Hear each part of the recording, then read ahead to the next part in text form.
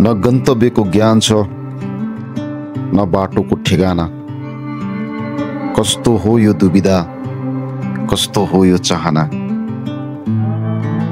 यात्रा त गर्दैछ, हरेक पाइलामा नयाँ मोड छ, तर यही गन्तव्यहीनतामा पो सायद शान्ति भेटाउनु छ।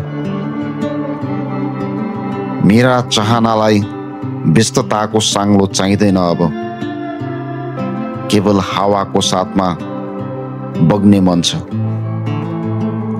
के हुन्छ र यदि गन्तव्य भेटाउन सकिएन भने? कसले पो सोध्छ र? बस भिडबाट टाढा आफैसँग नजिक हुने चाहना छ। यही नै त त्यो पल हो जसलाई खुलेर जिउनु छ।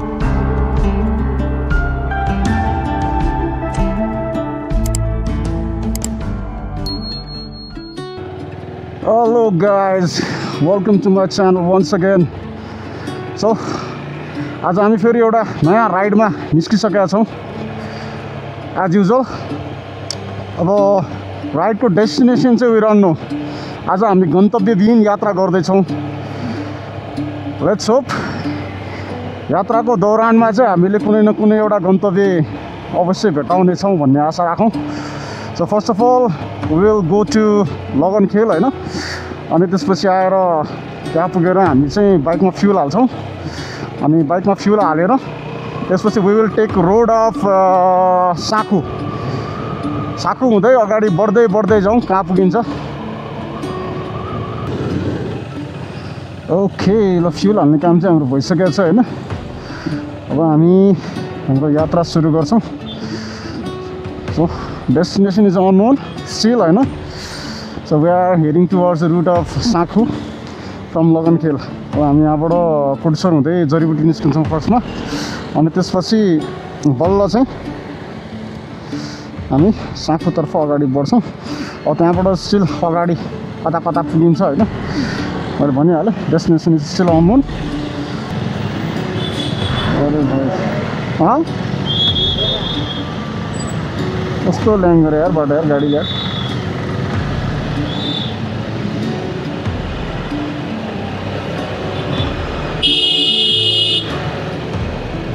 यहाँबाट हामी राइट लिन्छौँ होइन। राइट लिएर साकुतर्फ अगाडि बढ्छौँ। अब साकुभन्दा नि अगाडि गइन्छ जान्छ, तर कहाँसम्म पुगिन्छ भन्ने कुरा चाहिँ अब वी डोन्ट नो होइन।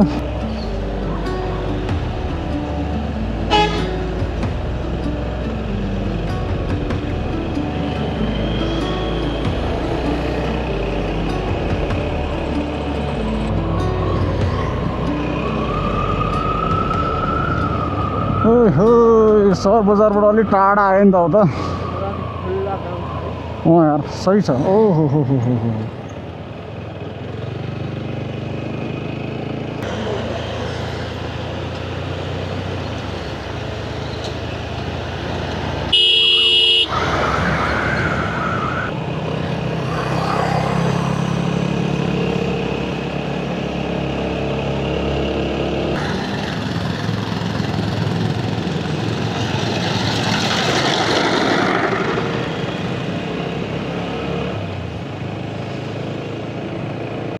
सो हामी चाहिँ अहिले अब यो कहाँ आइपुगेर साकु होइन, साकु साली नदी आइपुग्यो होइन। अब यहाँबाट हामी अगाडि बढ्छौँ।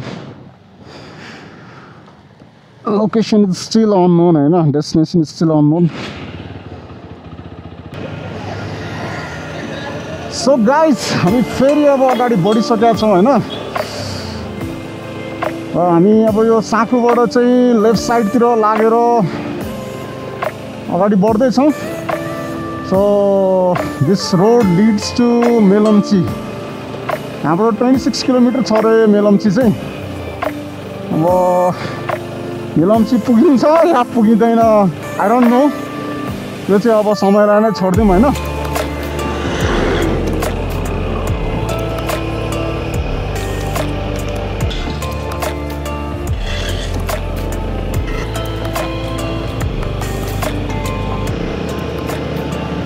वेलकम टू कहाँ भनेले जर्सिङ पवा। यहाँ जर्सिङ पाउ भन्ने ठाउँ त यहाँ रहेछ यार यार हामी त कति सुनेको थियौँ नि जर्सिङ पावा भन्थ्यो नि होइन खतरा ठाउँ रहेछ यार है क्या पिसफुल ठाउँ रहेछ क्या यहाँ बजार रहेछ यार है सानो सानो खालको यसो जर्सिङ पावा यो जर्सिङ पावामा एउटा ऊ छ के भन्थ्यो नि के भन्थ्यो भन्दाखेरि पिकनिक स्पट छ भन्थ्यो क्या पिकनिक स्पट छ भन्थ्यो क्या ओ यार नाङ्ले भारे रे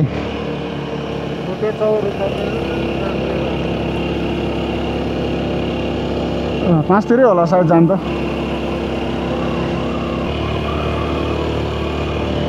यता त होइन नि बाटो हामी कहाँ गयौँ नै थाहा छैन क्या यिनीहरू यतै गइरहनु हुन्छ यतै होला ओ ये दामी सही यार सही अनि बबाल है यस्तो अनप्लान ट्रिप हिँड्नुको मजा नै छुट्टै हुन्छ क्या look at the mountains mountain हेर्न अगाडि क्या सही छ क्या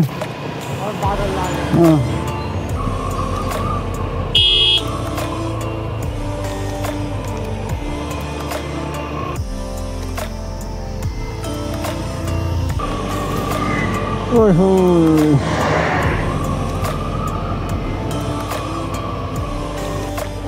अब हामी तलै पुग्नुपर्छ होला सायद कहाँ पुग्यो थाहा छैन लामा बिसाउने रे यहाँ चौकी रहेछ स्कुल रहेछ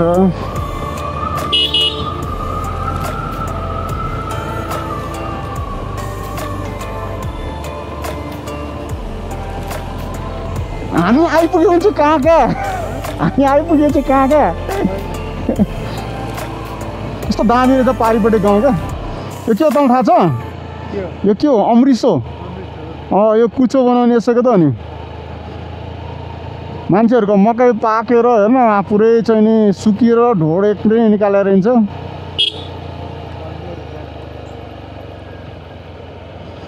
सिन्धुपाल्चोक जिल्लाको चाहिँ छाप भन्ज्याङ भन्ने ठाउँमा आइपुगेका छौँ होइन यो चाहिँ लगभग हामी कति आयो होला झन्डै 20-25 किलोमिटर आयो होला है काठमाडौँबाट आइपुग्यौँ यहाँ चाहिँ बाइक एकदम तातेर चाहिँ ब्रेकै नलाग्ने भयो अनि त्यही भएर चाहिँ एकछिन पानी किनेर पानी हाल्ने गर्ने काम गऱ्यो अब हामी फेरि अगाडि बढ्छौँ होइन बाटो फेरि ठाडै उकालो क्या कहीँ ठाडै उकालो कहीँ ठाडै ओह्रालो बाटो चाहिँ बडा रमाइलो छ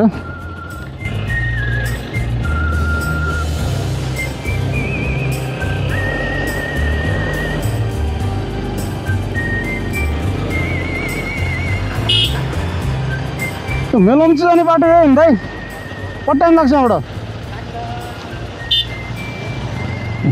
20 मिनट ल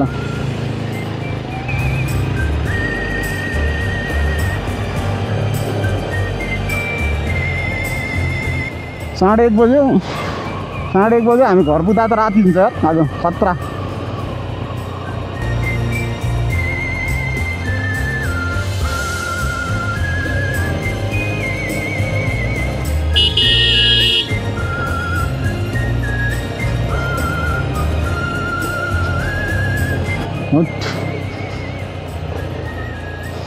देखते डर लाग्ने खालको बाटो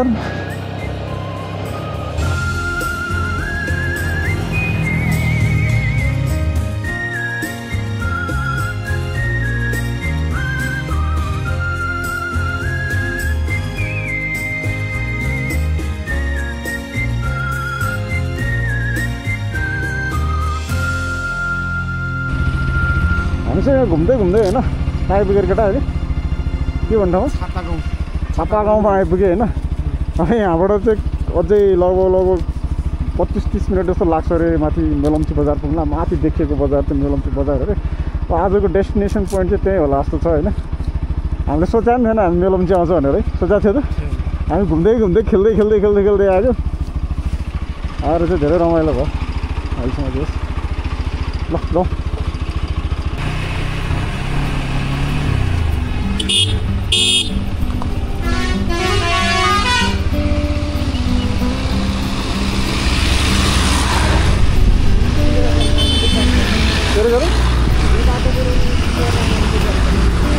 बाटो बिगारेर बनाएछ मुला मुर्दारले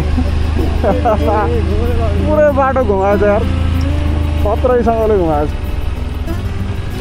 खतम रहेछ चिनमा घुम्या क्या घुम्यो नि फेरि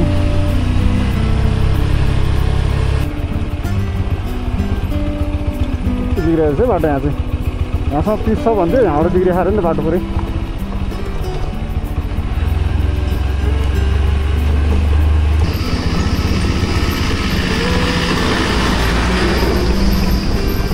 के छ यार तलबाट के होइन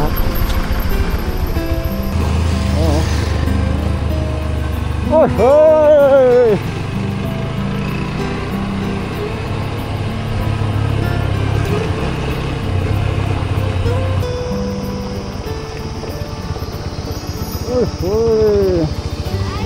Bye bye.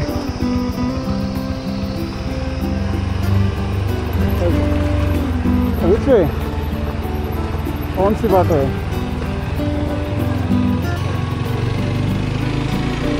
Okay.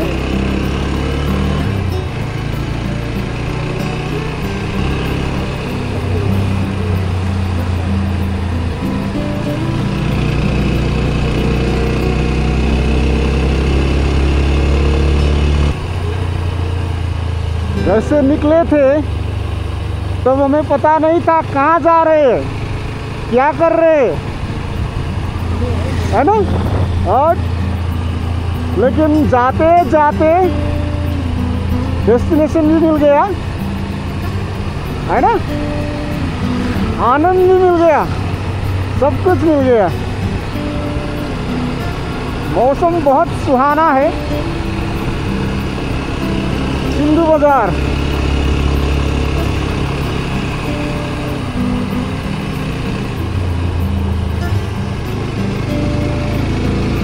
हमारे बाइक हमारे साथ है हमारे भाई हमारे साथ है ना रमाइलो हो रहा है ना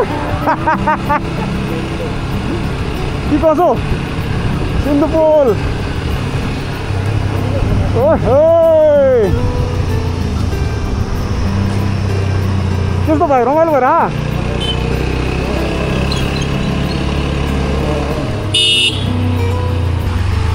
लम्बुको बजारमा नबजेको नजरमा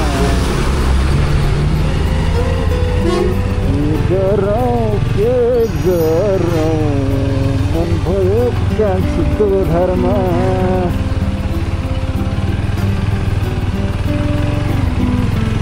कत पनि खसको बजारमा महँगो चाहिँ कान्छीको मुहारमा के गरौँ मन भयो कान्छीको धर्म